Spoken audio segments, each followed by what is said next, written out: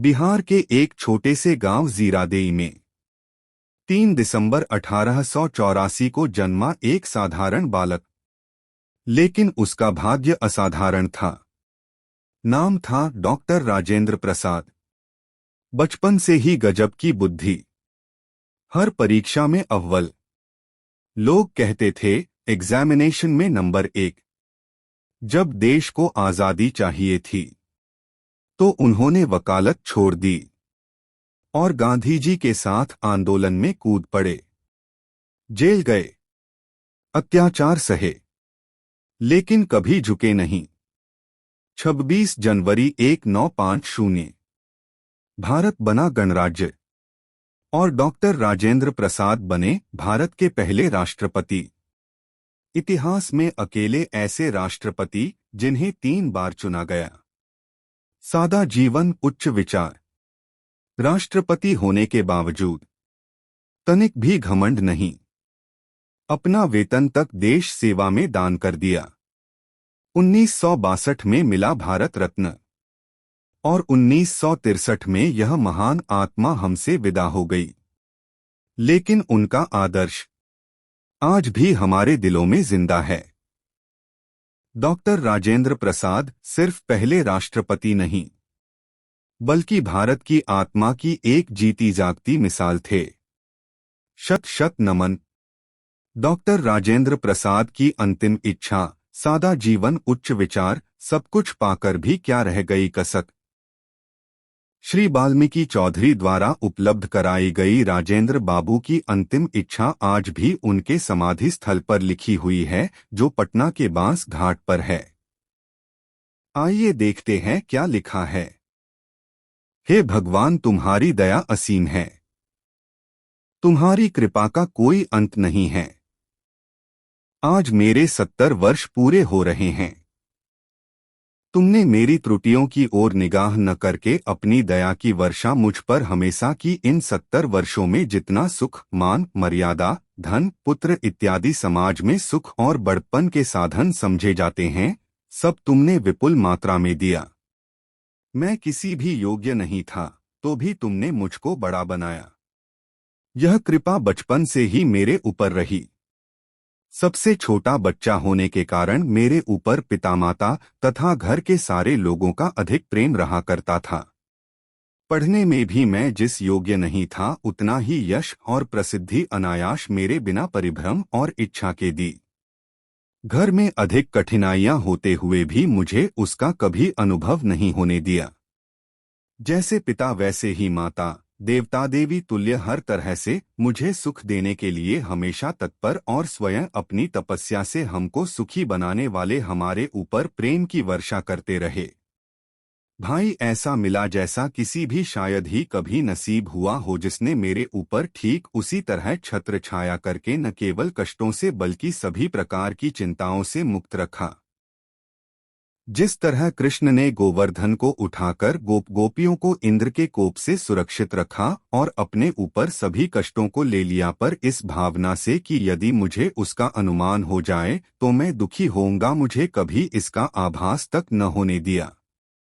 बच्चों को इस तरह पाला जिस तरह कोई भी पिता अपने बच्चों को पाल सकता है। मैं मनमाना अपने आदेशों और विचारों पर चलता रहा, जिसका प्रभाव उनके जीवन पर कष्ट के रूप में ही मैं समझता हूँ पड़ता रहा होगा। पर उन्होंने कभी भी यह नहीं जाहिर होने दिया कि वह मुझसे कुछ दूसरा करवाना चाहते थे या आशा रखते थे।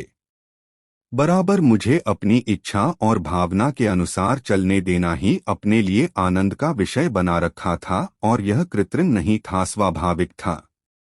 उनके लिए मेरे को खुश रखने के समान और दूसरा कोई आनंद का विषय नहीं था।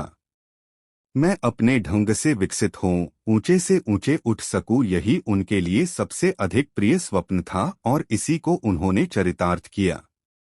घर के लोगों के अलावा संसार में भी मेरे ऊपर जितनी कृपा रखी शायद दूसरों पर नहीं रखी। यह तुम्हारे ही पथ प्रदर्शन का फल है कि किसी का ध्यान मेरी त्रुटियों और अयोग्यताओं और कमजोरियों की ओर नहीं गया और सबों ने मुझे केवल आदर सम्मान ही नहीं दिया, मुझे यश भी दिया, जिस यश का मैंने तो अपने को कभी अधिकारी ही नहीं समझता और न योग्य। घर में और बाहर सबके प्रेम और कृपा का पात्र बना रहा। और इस प्रकार कोई भी ऐसी लालसा मुझे नहीं रह गई जो किसी भी मनुष्य की हो सकती है। लालसा हो या न हो, कोई भी मनुष्य जो भी लालसा कर सकता है। यब ने मुझे बिना लालसा के अनायास ही तुमने मुझे दिया और देते जा रहे हो। मैं तुम्हारी इस दया दृष्टि को बनाए रखने के लिए क्या प्रार्थना करूं? तुमने आज तक बिना मांगे ही मुझे सब कुछ दिया है। मैं जानता हूं कि यह भी बिना मांगे ही बनाए रखेंगे। घर में सती साध्विनी पत्नी, सुशील आज्ञाकारी लड़के लड़कियां और दूसरे सगे संबंधी हमें सुख देना ही अपना कर्तव्य मानते हैं। इस अवस्था में भी मैं अपने ढंग से ही अपनी इच्छा के अनुसार ही काम करता, उनकी परवाह नहीं करता और न उसके सुख दुख की चिंता करता। पर तो भी उनका प्रेम वैसा ही असीम बटा अधिक, मैं क्या कहूँ। एक ही भीख मांगनी है, मेरे बाकी दिनों को तुम अपनी ओर खींचने में लगाओ। मैं सांसारिक रीति से बहुत सफल अपने जीवन में रहा, पर आध्यात्मिक रीति से भक्ति बढ़ सकता। पथ बताने वालों की कमी कभी नहीं रही। महात्मा जी से बढ़कर कौन हो सकता है। उनकी कृपा भी जितनी रही, यदि मुझ में कुछ भी शक्ति होती तो मैं उनका सच्चा अनुयायी बन सकता था। पर उनकी कृपा और उनके संपर्क का सांसारिक लाभ जो किसी को भी मिल सकता था, मैंने प्रचुर मात्रा में पाया। उनके आध्यात्मिक और भगवान भक्ति में से मैं कुछ भी नहीं ले सका और न अपने जीवन को किसी भी उनके सांचे में ढाल सका। यदि कभी वह मुझे तौलते तो देखते कि मुझ में सच्चा वजन कुछ भी नहीं है। जिस तरह से तुमने कभी तौलकर मुझे योग्यता के अनुसार कुछ नहीं दिया, बल्कि बिना तौले ही विपुल मात्रा में सब कुछ देते रहे, सब कुछ सुख, समृद्धि, धन, वंश, मित्र, सेवक और सबसे अधिक यश बराबर देते रहे, उसी तरह उन्होंने भी बिना तौले ही जो कुछ मैं आज सांसारिक दृष्टि से पाया, बनाया। क्या अब भी मुझे अपनी ओर नहीं खींचोगे? जीवन को सच्चा आध्यात्मिक नहीं बनाओगे? क्या बाकी दिन भी यश और सांसारिक समृद्धि लुटने में ही बिताने दोगे और मुझसे ऐसे कर्म न कराओगे जो मुझे तुम्हारी ओर ले जाएं? यदि कृपा है तो मुझे उस ओर खींचो और उस ओर ले चलो, और जो मुझे आज बिना कारण मिल रहा है उसको सचमुच सार्थक बनाओ और सबको सच्चा अधिकारी बनाओ। पर मुझे सचमुच इन सबको छोड़कर भी अपनी ओर खींचो और उसी दया दृष्टि से एक बार मेरी आंखों को खोल दो, जिसमें मैं तुम्हारे सच्चे आनंदमय दर्शन पा सकूं।